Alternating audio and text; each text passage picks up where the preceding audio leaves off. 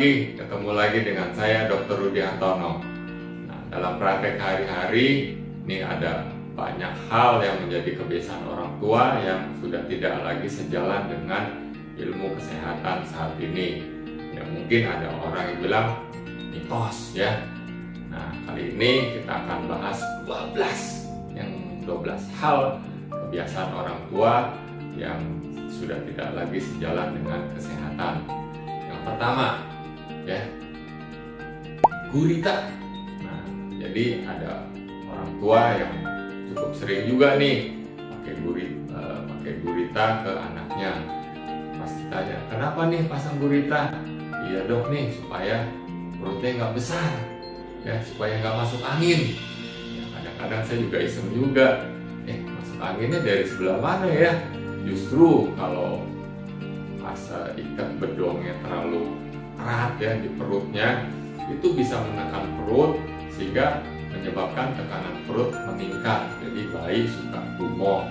Nah, seringkali napasnya jadi grok-grok-grok. Orang tuanya juga bingung, kenapa nih anak saya grok-grok-grok begitu. Kedua, pemakaian bedong. Seringkali kalau ditanya, kenapa nih dipasang bedong? Ya dok, supaya kakinya nggak bengkok ya.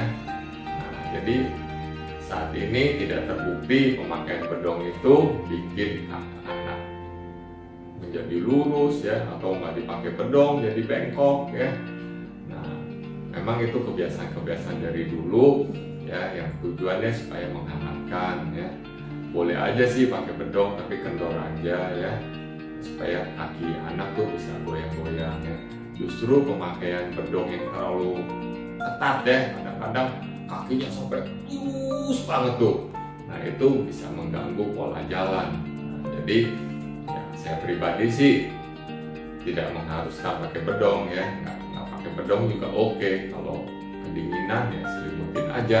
Nah, yang ketiga nih, pakai koin ya, koin ditutup di pusarnya, katanya supaya nggak bodong ya. Kalau istilah kedokterannya hernia ya. Memang pada beberapa bayi ya, begitu lahir, kalau dia nangis kita bisa lihat nih, oh ini kecenderungan akan timbul bodong ya, hernia umbilikalis. Nah, nanti kita infokan ya, ini ada kemungkinan adanya hernia umbilikalis ya kalau masih ringan, tapi kalau yang sudah sedang atau berat ya bodongnya udah jelas itu. Dan kalau bodong kita kasih koin pun itu tidak akan menyembuhkan ya, itu hanya mitos. Justru kalau koinnya kotor itu menjadi sumber infeksi di tali pusarnya ya, itu akan berbahaya buat bayi. Yang keempat ya, kadangkala dalam kunjungan kontrol ya bayi, saya lihat tali pusatnya tuh diuntel-untel tuh, dibungkus pakai kasa ya. Saya tanya nih, ini buat apa ini? Ya nggak tahu juga dok, ini kebiasaannya aja dari dulu. Oh ini neneknya yang bilang, oh harus dibungkus tali pusat biar nggak kotor. Nah, justru tali pusat yang lembab itu menjadi media kuman untuk bertumbuh ya. Dan kalau kuman yang bertumbuh dengan banyak justru dapat menimbulkan infeksi lewat tali pusat, justru berbahaya ya. Seringkali kebiasaan-kebiasaan kasa alkohol diuntel-untel ya, kan alkohol baik dok antiseptik. Iya benar kalau konsentrasinya bagus di atas 60%. Tapi kalau udah ditempel di tali pusat ya lama-lama kan konsentrasinya turun jadi 30, 20. Nah, itu tidak punya daya antiseptik. Nah, justru itu berbahaya buat bayi karena kuman dapat tumbuh dengan baik. Kebiasaan yang kelima, nah, bayi diberi kopi supaya nggak kejang. Jadi itu suatu mitos yang entah kapan itu adanya, dan mungkin sampai berapa tahun lagi itu masih ada ya. Jadi saat ini tidak terbukti pemberian kopi itu bisa mencegah kejang ya. Justru anak menjadi mungkin lebih, kalau kopinya kebanyakan jadi hiperaktif begitu ya. Yang keenam ya, bayi dibotakin biar rambutnya tumbuh lebat. Nah, itu juga nggak benar ya. Jumlah rambut bayi ya tergantung dari keturunannya juga. Nah, dan juga tergantung dari berapa banyak sel-sel rambut yang sudah ada. Seringkali tuh bayi itu ada sebagian rambutnya, sebagian kepalanya itu tidak ditumbuhin rambut. Nah, itu bikin orang tua juga cemas ya, seperti lipatan di bantal atau topi. Nah, tapi dengan bertambahnya umur, kalau memang ada folikel rambutnya, akar rambutnya itu akan tumbuh dengan baik juga. Yang ketujuh, bayi kalau sering digendong bau tangan ya. Nah, saya juga nggak tahu nih tangan mamanya atau tangan bapaknya nih yang dia bau-bau gitu. Nah, bayi itu kalau tidak nyaman ya bisa nangis ya. Itu ada banyak hal, misalnya dia pipis, dia pup, atau kedinginan, panasan ya, atau memang ada reflux ya. Pada bayi-bayi kecil, apalagi bayi prematur, itu sering ada reflux, bikin dia gelisah ya. Nggak apa-apa kita gendong, kita lihat dulu ya, kita cari dulu penyebab dia nangisnya. Kalau tidak ada pup, nggak ada pipis ya, suhu ruangan juga nyaman ya, kita boleh peluk sebentar ya, kita ayun-ayun dikit sebentar ya, lalu kita taruh lagi. Yang kedelapan, hidung bayi dipencet-pencet, ditarik-tarik supaya mancung ya.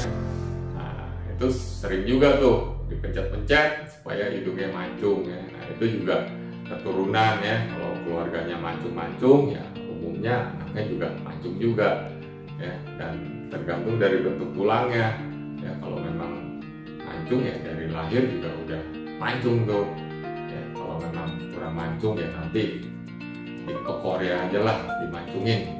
Yang ke-9 ya, pipi bayi di toel-toel pakai cabai supaya ada lesung pipit ya. Nah, memang lesung pipit itu bikin bayi ya, atau nanti kalau udah lebih besar anak ya menjadi lebih manis ya. Tapi lesung pipit itu karena memang ada gerakan otot di pipi ya, sehingga terbentuk lesung pipit. Nah, itu udah bawaan tuh dari lahir ya, kita nggak bisa tuh pakai cabai di botol-botol begitu ya.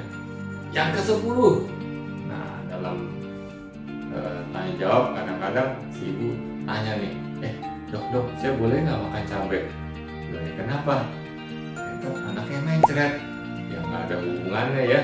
Ibunya makan cabai ya, kalau kebanyakan ya ibunya sakit perut ya, mungkin ibunya yang mencret-mencret gitu.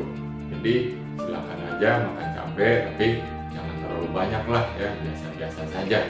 Nah, yang ke-11 nih, nah ini yang bikin banyak korban nih ya. Anak kalau udah empasi, makanannya nggak boleh dikasih garam. Wah, seringkali dalam praktek sehari-hari itu ya, kalau saya lihat nih anaknya kurang gizi nih, lalu seringkali mereka waktu ditanya makannya bikin sendiri. Iya, udah coba rasanya? Udah. Gimana? Tawar? Nggak dikasih garam ya? Enggak. Kenapa?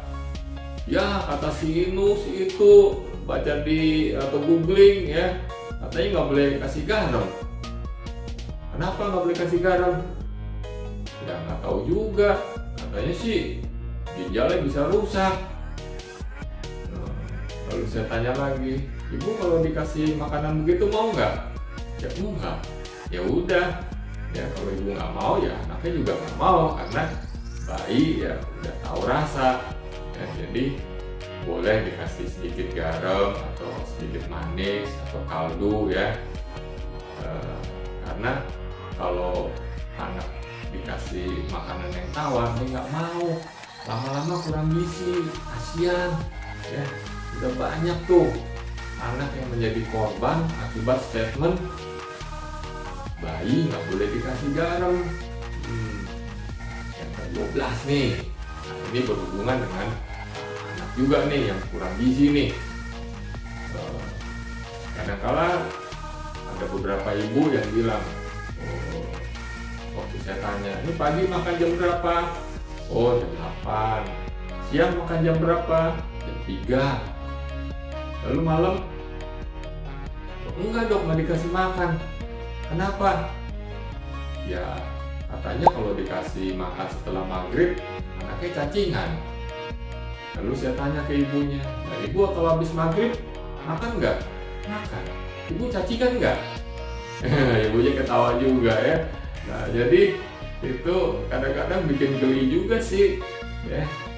Nah jadi para orang tua ya, silakan dipikir-pikir lagi. Kalau ada kebiasaan-kebiasaan, cobalah tanya ke dokternya apakah ini benar atau enggak ya. Mungkin ada banyak hal-hal yang menjadi kebiasaan-kebiasaan yang dari zaman dulu ataupun mitos-mitos yang kita bacakan ya. Ya kalau memang belum terjawab di video ini, silakan tanya dan nanti akan saya jawab ya. Sekiranya video ini bermanfaat, silakan di-share ke teman-teman agar tidak terjadi lagi anak menjadi korban ya kurang gizi, kasihan, karena anak adalah harapan orang tua dan harapan bangsa. Sampai ketemu di video saya yang berikutnya. Bye.